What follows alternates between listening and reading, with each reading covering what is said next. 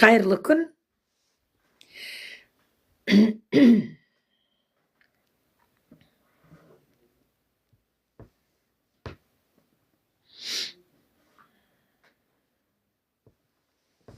Мен Алматы қаласынан, достар. Менің атым Бәтіш, Бақтылы. Паспортымда, удостоверениемде Бәтіш. Өмірде Бақтылы деп атайды. Жасым 72-де, достар. BEPI компаниясында жүрмін. Не істеп жүрсің десең, жұмыс істеп жүрмін. Денсаулығымды дұрыстап жүрмін, достар. Мына компанияның мынау эмблемасы. Я, достар, осы компанияда көп нәрсеге үйрендім, көп нәрсеге қолымды жеткіздім. Көп денсаулығыма өзім көмектестім. Бұл жердегі бір керемет, бір таңғажайып, бір жүрекке қонымды жағы, сен өз өміріңе өзің жауапкершілік аласың. Мына өнімдермен күнде жағдайыңның жақсарып, ұйқыңның тынышталып, жүрегіңнің соғуы қалпына келіп, қипетсе дәріге жүгірмей, қипетсе скорый шақырмай, өз бетіңменен өзің көмектесе алған деген үлкен бір керемет мен үшін жақсы жетістік, достар. Енді мен осы жақсы жетістікке мен өзім ғана жеткеніме қоймай, сіздерге де айтып отырған себебім, ой, рахмет, Әлия. Сіздерге де айтып отырған себебім проводник болып, осы өнімдердің адам жанына қалай көмектеседі, сондай бір тағам бұл жаңағы ешқандай сіздерді үгіттеп болмаса, мен өйткені емші де емеспін, дәрігер де емеспін. Сен де ал іш дегеннен аулақпын, достар. Негізінде мына осы өнімдер негізінде мысалы осы өнімдердің арасында базовый продуктылар деген бар. Енді база деген сөздерден өздеріңіз ұғасыздар ғой. База деген значит ең қажетті, ең керекті деген сияқты ғой. Мына сыртындағы жилет бар ғой. Мына ішімдегі базовый футболка болмаса, жалаңаш денеме кисем жараспайтын сияқты ғой. Сол сияқты мына өнімдер бәрі де жақсы, бәрі де бір 700 түрлі адамның бойындағы әртүрлі неге көмегін береді. Бірақ базовый дегенім осының ішінде ең бірінші неден бастау керек? Өз денсаулығыңа өзің көмектесу үшін неден бастаған дұрыс дегенге жауап беретін өнімдер базовый продукция деп аталады, достар. Бұл ой, рахмет, қыздар, Балжан, Баян, үлкен рахмет. Балжан, иә. Алланың нұры жаусын. Міне лайк басып, поддержка беріп жатқаныңа үлкен рахмет. Енді қарап отырсаңыздар, әлеуметтік желі арқылы біздер осы өнімдер туралы өзіміз қалай іштік, қалай жедік, қандай нәтиже көрдік дегендерді толық айтып, жеткізіп жатуға тырысып жатырмыз. Жаңғыз TikToktан емес, Instagram парақшасында да, Facebook парақшасында да, YouTube каналдарда да жіберуге тырысамыз. Өзіміздің жеке WhatsApp'ымыздағы сторисқа да қоямыз, достар. Оның бәрі не үшін? Маңайымда өзім сияқты дені сау, жақсы ойлайтын адамдар көбейсін деген ниетпенен. Маған Алла тағаланың бұйырғаны болады. Сізге де Алла тағаланың бұйрығынан артық ештеңе де болмайды. Сізге де Алла тағаланың бұйырғаны беріледі. Мен біреуді үгіттеуден аулақпын, біреуге мен істедім, сен де істеуден аулақпын. Бірақ, достар, мені тыңдай отырсаңыздар, өздеріңіздің өмірлеріңізге жеңілдік әкелуге болады. Өзіңіздің өміріңізді өзгерткіңіз келмесе де жағдайыңызды жақсартуға болады. Мысалы, менің түні менен 5 ретті кіші дәретке жүгіргенім қандай, қазір мен деген түнде тұрсам бір рет тұрам, әйтпесе олай тұрмайым да. Енді неге өйтіп соны айтып отырмын? Мен сияқты үлкен кісілер бар ғой. солардың басында ғой. Негізінде бұндай деген біз қазақ халқы момын халықпыз, момақан халықпыз. Жаңағы ауырғанымызды да айтпаймыз, балаларға да білдірмейміз. Әйтеуір бір іштен тынамыз, іштен тынып, іштен өзіміздің жүйкемізді өзіміз тоздырамыз. Шаршап жүрсек те, қиналсақ та сол үйдің ана ыдыс-аяқ шашылып қалмасыншы деп жуамыз. Анау есік алдын шашылып жатыр ғой деп оны жинаймыз. Онан қалды, сен бүйтай балам деп, сен былай қыл деп немерелерге айтамыз. Немерелерің тыңдай қойса жүрегің керемет қуанады. Айтқаныңды орындай қойса, немерең де, балаң да, қызың да, келінің де орындай қойса жақсы. Ал енді оның тыңдамайтынын білгеннен кейін айтпайсың да өзің жүгіріп істеп кететін жағдайлар болады ғой. Соның бәрінде ішіңде бәрібір деген өздері істей салмай ма деген сенде мына жерде не жүреді? Бір ой жүреді. Соның бәрі біздің жүйкемізді тоздырады, достар. Соған мінекей жүйкелеріңіз тозбасын десеңіздер, мына менің WhatsApp нөміріме шығып хабарласыңыздар. Негізі адам баласы, әр адам өзіне өзі көмектесуге тырысыңыздар деп айтқым келеді. Қазір сондай мүмкіндік бар. Онымен қоймай, мен шындығым, оның деген көбейтіп айтып, азайтып айтып, бір сөзді қысып қап жасырып айтатын түгі де жоқ. Осы өнімдерді ішкеннен бері менің әлеуметтік жағдайым да өзгерді. Өйткені Алла тағала өзі көріп тұр ғой, мен деген не үшін шығамын, не үшін айтамын. Біреу болмаса біреу естісін, білсін, өзіне өзі көмектессін деу үшін шығамын. Ал енді сол менің Алла тағала көріп тұр тырысқанымды. Сол тырысқаныма қарай маған да әр өзімнің ісімнің әрекетіне қарай Құдай Алла тағала берекетін беріп отыр. Сіздерге де соны тілеймін. Айналайындар, сіздерге де соны тілеймін. Мынау деген денсаулыққа келгенде қолды бір сілтемеңіздер. Кейін өздеріңіз өкініп қаласыздар. Мен қазір өкініп отырған жоқпын, өйткені осы өнімге кездестім ғой, Құдайға шүкір. Бірақ ана жас кезімде тыңдамай, өзім білем дегенменен кішкене кеткен жерлерім болды ғой. Қайта осы өнімге кездесіп, мен қазір дұрысталып қалып отырмын ғой. Менде де болған ондай жағдай. Менің басымнан да өткен. Мен өзім білем деп соғатыным болған. Рас айтам, ол енді болған дүние деу керек қой. Оны мен деген жаңағы мен сондай сүттен ақ, судан тазамын деп отырғаным жоқ. Тұраш, бұл деген американдық өнім, клеткалық тамақ деп аталады. Клеткалық тамақ деп аталады. Клетканың тамағы деп аталады. Жасушаның тамағы деп аталады. Бұл дәрі де емес, бат та емес. Мен бұрынғыдай шаршаңқы емеспін. Көңіл күйім көтерілкі. Таңертең деген өте қуанышпенен тұрамын. Бұрынғыдай орнымнан қозғала алмай отырған емес, жүріп тұруым, қимылым ширақ. Аллаға мыңда бір шүкір, тілден көзден сақтасын. Достар, осы өнімдерді ішкеннен бері сондай жағдайдамын. Сіздер де соған жетуге болады. Мен соны айтқым келеді. Міне, естіп жүрсіздер ме, естімей жүрсіздер ме, жоқ, ішіп жүрсіздер ме? Бәріңізге де Алла тағала денсаулық берсін, сәттілік берсін. Бір күнде болса күндеріңізде ешқандай жерлеріңіз ауырмай, 12 мүшеңіз түгел сау болып өмір сүрулеріңізге тілектеспін.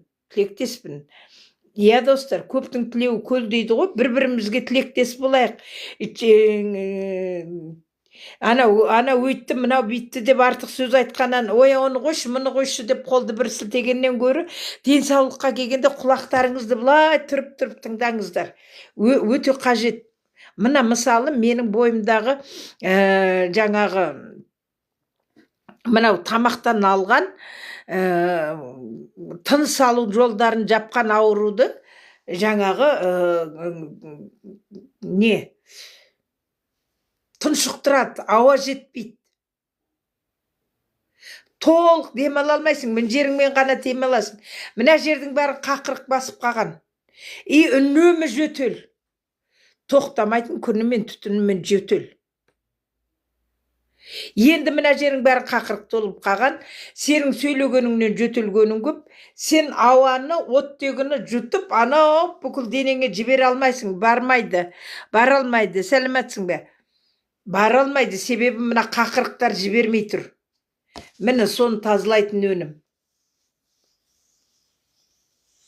Енді сенің деген жаңағы іш құрылысыңда дұрыс жұмыс жасамай жатыр. Үлкен дәретіңе қиналып шығасың. Кейбіреу 2-3 күнде шығады, кейбіреу жұмалап шыға алмай жүреді, кейбіреу жылдап қиналып жүреді. Міне соның шешімі. Кейбіреулерде төменгі жағына, астына, дәрет жолдарына инфекция болған, я болмаса суық тиген, я болмаса жаңағы жиі пазывы деп айтады ғой, жиі.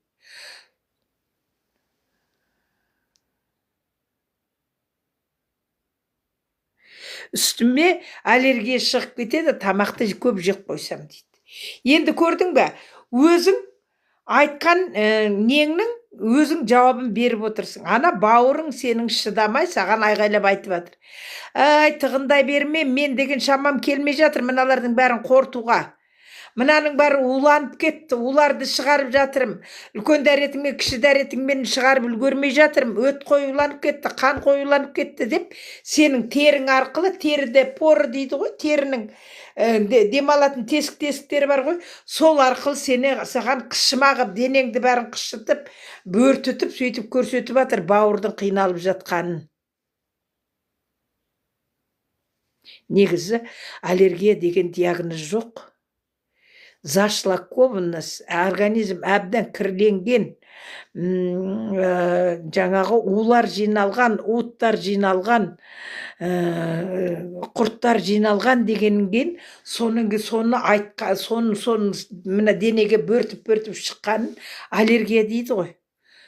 Значит, анау әбден ластанып, әбден қиналып, бауыр деген соның бәрін қорталмай жатыр, қиналып жатыр.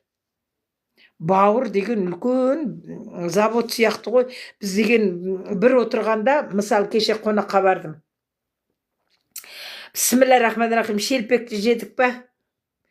Ана сладкий компотпен ішіп отырмыз оны. Енді берген сол жерде ішпеймін деп айтпайсың ғой. Именікі деген сол сладкий компотпен ішіп отырмыз. Оның кейін деген самса келді. Оның кейін ана салаттардан салып алдың. Жарайды, оның бәрін жеп бір-екі сағат жеп алғаннан кейін ет келді. Еттің қамырымен оны жедің, оның артынан сорпа келді. Жарайды, бір сағаттан кейін шай келді. Шайменен торт келді. Варенье келді, кәмпит келді. Арасында перерывтарын шай жасағанша, не жасағанша фруктымен тығындадың. Енді ана бауырға деген соның бәрі қиын ғой енді. Қонаққа барғанда солай жейміз ғой, енді күнде үйімізде өйтіп жемесек те. Соның бәрі бауырдың басына біреу ұрып жатқандай болады. Көрдіңіздер ме? Сондықтан сіздің бауырыңыз аллергия беріп, мен қиналып жатырмын. Я болмаса бұрынғы ішкен дәрілеріңіздің уы сізде аллергия беріп тұрған. Сол, ана өт дұрыс айналмағанын қортылмай жатыр да, сонан қиналып жатыр. Ағзаңыз ше, содан қиналып жатыр. Соның кейін аллергия беріп тұр. Енді не істейсіз? Енді не істеу керек? Енді дұрыстап су ішу керек. Енді жақсылап қозғалыс керек. Не ішемін? Сен осы өнімдерді ішіп жүрсің бе, ішкен жоқсың ба? Біріншіден бізде drink to shrink деген шай бар. Ең құрғанда соның 5-6-ауын су жақсы ішсең. Drink to shrink деген шай бар, сол деген өттің жолдарын, тіпті өттің ішіндегі пробкаларды бәрін айдап шығарады. Бауырды тазалайды, бауырдың май басқанын кетіреді. Drink to shrink деген шай бар. Егер артық салмағың болса, оны да шығарады, денеңдегі суды да шығарады. Бойыңдағы жаңағы әртүрлі құрт болсын, соның бәрін шығарады. Бір штугы 1300 теңге. Штуктап алсаң да болады, бір 5-еуін алсаң болады 6,5 теңгеге. Жоқ ал деп бүкіл бәрін бір пачкасын түгел алсаң 38.000 теңге.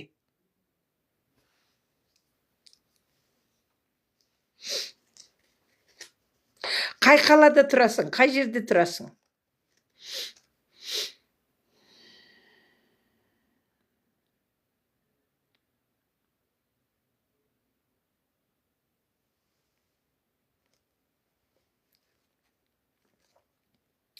Күлсары қай жақ деді? Күлсары қай облысқа қарайды екен?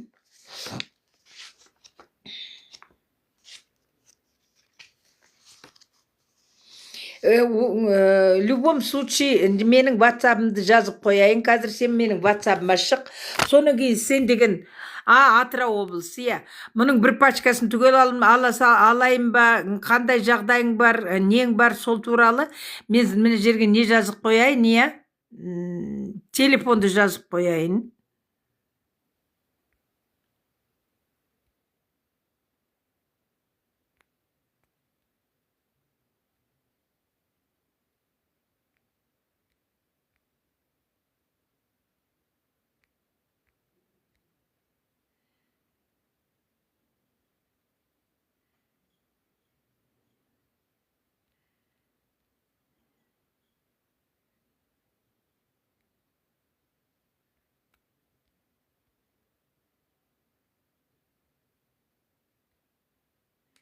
Мына жерде телефон тұр, на рассмотрение дейді, готовы дейді.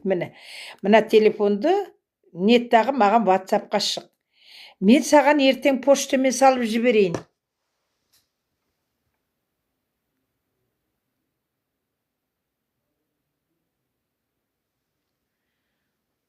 Иә.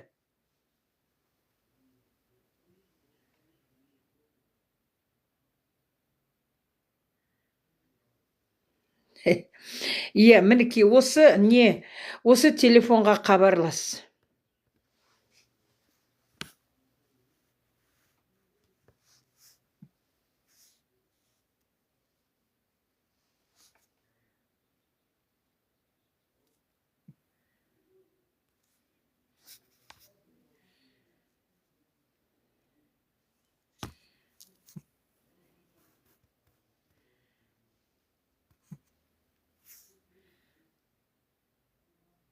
Иә.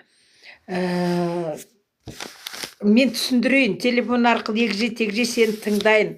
Қашаннан бері пайда болды, қашан пайда болды. Жаңағы солай сені тыңдап, соның кейін жаңағы осылай өзің әбден көзің жеткеннен кейін ғана нақты керек болып жатса, мен саған салып жіберейін. Жоқ алды мен магазин ашып беріп, маған Америкадан заказ беріп алып бер десең, оныңа да көмектесейін. Иә. Мінекей достар, осындай жаңағы біздің өнімдердің осындай әртүрлі сіздің бойыңызда болып жатқан өзгерістерге қарсы әртүрлі сондай көмектеседі. Менің жағдайымда жаңағы отада жасатпадым. Менің ең қуанатын, ең жариялайтын, ең жақсы көретін, ең жүрегімді тыныштырғаны осы екі аяғыма тіземе ота жасатпағаным. Осыдан құтылғаным ғой достар.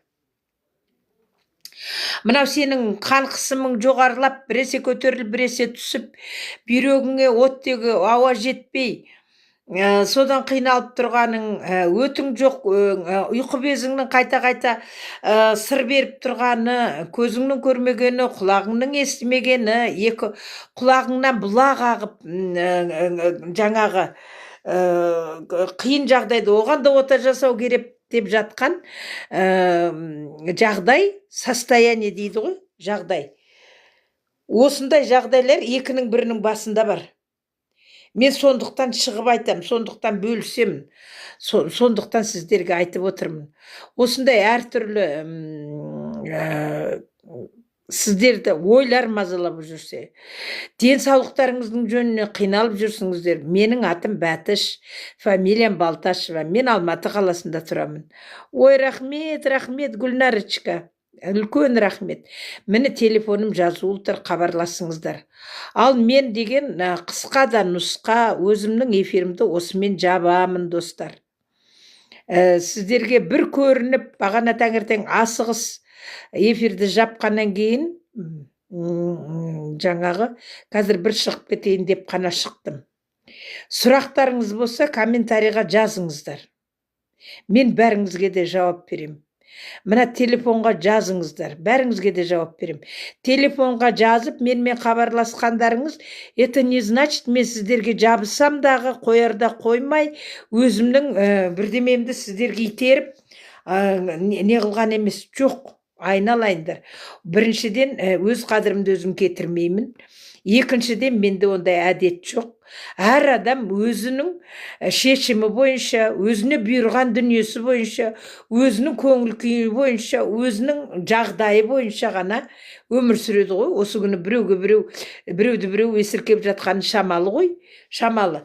Бірақ енді мына өнімдерді ішіп, мен де, мына алдарыңда тұрған Гүлнар Кенжеболатова да, біздер бәріміз де дұрысталдық па? Сіздерде де дұрысталуға болады. Мен соны айтып жеткізгім келіп отыр. Мына жерде менің аккаунтымда сообщение деп жазатын жер бар. Сол жерге жазыңыздар. Мен соның бәрін оқимын, жауап беремін. Мына телефонды суретке түсіріп алып қалыңыздар. Подписка жасаңыздар. Мен де сіздерге подписка жасаймын. Егер менің ролигім кездесіп, көріп жатсаңыздар, лайк баспаңыздар. Аяғына шейін тыңдасаңыздар, онда лайк басыңыздар. Ал енді сразу мені көре сап, маған көмектескен сияқты болып, лайк басып жібермеңіздер. Ол керек жоқ. Ол мені керісінше менің жолымды ары қарай ашпай қояды. Мына ненің алгоритм бойынша сондай, мұның өзінің тәртібі бар. Уақытыңыз жоқ, аяғына шейін тыңдай алмайсыз, мені күнде көріп жүрсіз, білеміз ғой десеңіз, онда баспай-ақ қойыңыз. Чем сіз деген лайкты басып былай өтіп кеткеннен, сіз онан сайын жаңағы өзіңіздің бот екеніңізді көрсетесіз. Бот деген жаңағы не? Искусственный бот деген. Ал егер сізді аяғына шейін көріп, 4-5 сөз комментарий жазсаңыз, онда сіз тірі адам екеніңізді, мына алгоритм деген, TikTok деген кісі емес. Ой, рахмет, Ерлан Бөгенбайұлы, үлкен рахмет. Үлкен рахмет. Алланың нұры жаусын сізге. Міне, сонда сіздің тірі адам екеніңізді білетті, сіздің аккаунтыңыздың да қайырлы күн. Сіздің аккаунтыңызда жылжи береді алға қарай. Менің аккаунтымда алға қарай жылжи береді. Көретін адамдар көбейе береді. Біздер бір-бірімізге көмектескіміз келсе, бір-біріміздің жолымызды байлағымыз келмесе, лайк қоймаңдар. Лайкты ең аяғына шейін тыңдап болғаны кен қойыңдар.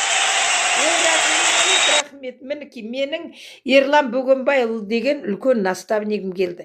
Бағанадан сіздерге айтып жатырмын, бүгін таңертеңнен зум өткізгеннен айтып жатырмын, менің наставнигім Талғат Құттымбетов, Ерлан, Талғаттан үлкен наставник. Міне, мен осы кісілердің былай істе деп аузымнан айтқан емес, осылай кісілердің әрекетін, ісін қайталауменен мен деген осындай жәлгі зум өткізуге шейін сондай қабілеттерім күннен күнге жаңағы менің істеген ісімнен де тәжірибе алуға болатынын көрсетіп жатырмын да, достар. Көрсетіп жатырмын. Кейде үндемесең де көп тыңдай білгеннің өзі де бір үлкен береді, күш береді. Қарама қарсы отырған адам сөзіңді бөлмей аяғына шейін тыңдаса, соның өзіне өте ризамын. Өз басым кісінің сөзін бөлмей тыңдау керек деп өзімді үнемі тәрбиелеймін. Мен де кейде асығыс, кейде тез сөйлеп кетем, кейде асығыс сөйлейтінім бар. Менің өз басымда да мен өзімді үнемі тәрбиелеп жүрмін. Шындығы керек. Көп нәрсені білеміз, көп нәрсені біліп тұрып болсақ та байқамай жасап жібереміз деген сияқты, ол деген қателіксіз адам баласы жоқ. Андай-мындай ондайлар болады, жайлап соның бәрін түзетіп алуға да болады, достар. Мен жаңа сіздерге енді эфирімді жабам, рахмет сіздерге деп отырып, қайтадан жалғастырып кеткенімді қараңыздар. Көп отырмаймын, өйткені осы стримді YouTube каналға жүктеп үйренгім келеді. Қазір мен деген неден GPT чаттан чек-лист шығарып алдым. Мына жерге тетрадқа жазып алдым. Енді осыны пайдаланғым кеп, практика жүзінде осыны істеп көргім келіп отыр де. Қалай болар екен, соны өзім істеп көрейін, жүктейін деп отырмын. Екінші рет қайталайым, компанияның аты Биэпик, американдық компания, штат Ютада орналасқан. Менің атым Бәтіш, Алматы қаласы, 19 километр. Телефонды скриндап алыңыздар. Телефоным 777 480 31 18. Аман сау болыңыздар. Комментарий жазуға ұмытпаңыздар. Сообщение тұрған жерге комментарий жазыңыздар. Мен мұқият оқып жауап берем. Подписка жасауды да ұмытып кетпеңіздер. Бағандан бері лайк басып, поддержка бергендеріңізге рахмет. Алланың нұры жаусын.